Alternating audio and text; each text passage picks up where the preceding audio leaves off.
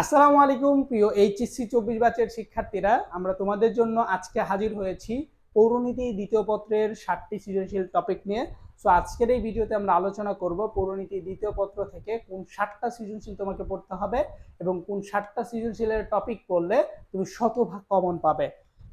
তোমাদেরকে আমরা ইতিমধ্যে অনেকগুলো ভিডিও দিয়ে দিয়েছি, সো ওগুলো তোমরা দেখেছো অনেকগুলো সাবজেক্টের। সো আজকে আমরা পৌরনীতি দ্বিতীয় পত্রর যে শতভাগ কমন উপযোগী 7টা সৃজনশীল টপিক আছে সেটা শিখবো। সো প্রথম যেটা সেটা হচ্ছে বঙ্গভঙ্গ। সো তোমাদের প্রথম একটা প্রশ্ন আসতেই পারে যে বঙ্গভঙ্গ হয় কত সালে? ঠিক আছে, 1905 সালে। এবং বঙ্গভঙ্গের কারণে কি হয়েছিল?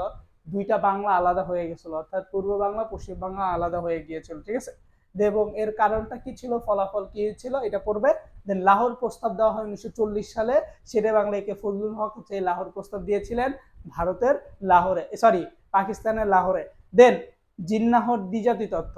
দেখো, পাকিস্তানের যিনি জাতির জনক ছিলেন তাকে বলা হচ্ছে মোহাম্মদ আলী জিন্নাহ, এবং তার একটা তথ্য ছিল, সেই তথ্যকে বলা হচ্ছে দ্বিজাতি তথ্য। কেন দ্বিজাতি তথ্য বলা হয়? কারণ তিনি দুইটা জাতিকে আলাদা করেছিলেন 1947 সালে। কিসের মাধ্যমে? ধর্মের ভিত্তিতে, মুসলিম এবং হিন্দু এর ভিত্তিতে তিনি দুইটা রাষ্ট্রকে আলাদা করেছিলেন, হিন্দুস্তান এবং মুসলিম। ঠিক আছে, তো এই জন্য ওইটাকে বলা হচ্ছে কি দ্বিজাতি তথ্য। এটা পড়ে ফেলবে। দেন তোমাদের জন্য সৃজনশীল নাম্বার 2, সেটা হচ্ছে ভাষা আন্দোলন। ভাই, তোমার এই টপিকটা মাস্ট বি পড়তে হবে, এটা পড়লে তুমি একটা সৃজনশীল কমন পাবে এবং তুমি যদি পরীক্ষা দাও এমসিকিউ পাবা। ঠিক আছে, 1948 সাল থেকে 52 সাল পর্যন্ত ঘটনাবলী পড়বে। এবং 7ই মার্চে যে ভাষণ দিয়েছিল বঙ্গবন্ধু শেখ মুজিবুর রহমান, তার এই ভাষণটা হচ্ছে কত মিনিটের ছিল, কোথায় দেওয়া হয়েছিল, কতজন মানুষ এসেছিল, এবং ভাষণটা তুমি একটু সুন্দর করে পড়ে ফেলবে যাতে করে পরীক্ষা আসলে লিখতে পারো। এরপর তোমাদের তৃতীয় টপিক আমরা রেখেছি সৃজনশীলের মুক্তিযুদ্ধ 26শে মার্চ থেকে 16ই ডিসেম্বর। অর্থাৎ তোমরা জানো যে 25শে মার্চ মধ্যরাত থেকে মুক্তিযুদ্ধ শুরু হয়েছিল, যেটা কিনা 26শে মার্চের প্রথম প্রহর বলা হয়। তো 26 মার্চ থেকে 16ই ডিসেম্বর পর্যন্ত যে মুক্তিযুদ্ধ হয়েছিল, এইখানে এই ব্যাপারটাকে ভালো করে পড়ে নিতে হবে। দেন তোমাদের সৃজনশীল নাম্বার 4 আমরা রেখেছি, সেটা হচ্ছে 1954 সালে যুক্তফ্রন্ট। অর্থাৎ যুক্তফ্রন্ট যে 4টা দল নিয়ে গঠিত হয়েছিল সেটা পড়ে ফেলবে। 1954 সালে যুক্তফ্রন্ট একটা নির্বাচন করেছিল, বাট যুক্তফ্রন্ট কিন্তু গঠিত হয়েছিল 1953 সালে। দেন 1970 সালে একটা নির্বাচন হয়েছিল, তো এই সম্পর্কে তোমাদের পড়তে হবে। দেন আমরা হচ্ছে পঞ্চম সৃজনশীল হিসাবে হাজী শরীয়তুল্লাহ, শহীদ তিতুমির, আব্দুল হামিদ খান ভাসানী, শেখ মুজিবুর রহমান। দেখো, এই যে কয়েকজন ব্যক্তির নাম দিয়ে দিয়েছি, এইগুলো সম্পর্কে তোমাকে পড়তে হবে। তো হাজী শরীয়তুল্লাহ কি করেছিলেন? হাজী শরীয়তুল্লাহ হচ্ছে যে এই যে ধর্মের প্রতি মানুষের যে অন্ধাত্মতা ছিল, অর্থাৎ মানুষ যে বিভিন্ন পূজা করত, এই চাঁদের পূজা, এই লক্ষ্মী পূজা, পেঁচা পূজা, আরো বিভিন্ন ধরনের পূজা করত, সেই ভ্রান্ত ধারণা থেকে তিনি মানুষকে কি করেছেন? বের করে নিয়ে এসেছেন।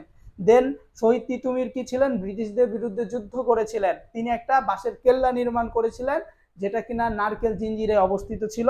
এবং আব্দুল হামিদ খান ভাসানী ছিলেন, যে আওয়ামী লীগ যে গঠন হয়, সেই আওয়ামী লীগ সর্বপ্রথম তিনি গঠন করেছিলেন। ঠিক আছে, এবং শেখ মুজিবুর রহমান হচ্ছে বাংলাদেশের স্থপতি বলা হয় যাকে, বা বাংলাদেশের জাতির জনক বলা হয় তাকে, বঙ্গবন্ধু শেখ মুজিবুর রহমান। ঠিক আছে, এরপর আমরা পড়ব 6 নম্বর সৃজনশীল হিসাবে দুর্নীতি দমন কমিশন গঠন।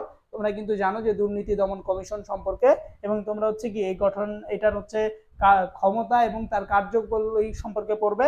দেন 7 নম্বর হচ্ছে দুর্নীতি এবং খাদ্য ভেজাল। সো তুমি যদি পৌরনীতি দ্বিতীয় পত্র থেকে এই 7টা টপিক ভালো করে পড়ো, আমি কথা দিচ্ছি যে তুমি অবশ্যই 7টা সৃজনশীল কমন পাবে। তুমি এই 7টা টপিক পড়লে তুমি 11টা সৃজনশীল কমন পাবে। বাট তোমাকে এই 7টা সৃজনশীল ভালো করে পড়তে হবে। টপিকগুলো কিভাবে পড়বে? তোমাকে অবশ্যই একটা খাতার মধ্যে 7টা টপিক লিখে প্রতিদিন রিডিং করতে হবে, মাথায় গেঁথে নিতে হবে, তাহলে তুমি ভালো পরীক্ষা দিয়ে আসতে পারবে এবং তোমার পরীক্ষায় এ প্লাস অবশ্যই আসবে। সো ভালো থাকো, সুস্থ থাকো, এবং এই ভিডিওটি যদি ভালো লেগে থাকে তাহলে অবশ্যই শেয়ার করবে এবং কমেন্টে জানিয়ে দিবে যে তোমরা পরবর্তীতে কোন সাবজেক্টের ভিডিও চাচ্ছ। অবশ্যই তোমরা কিসের সাথে থাকবে? এডুকেশনাল লিটারেসিদের সাথেই থাকবে।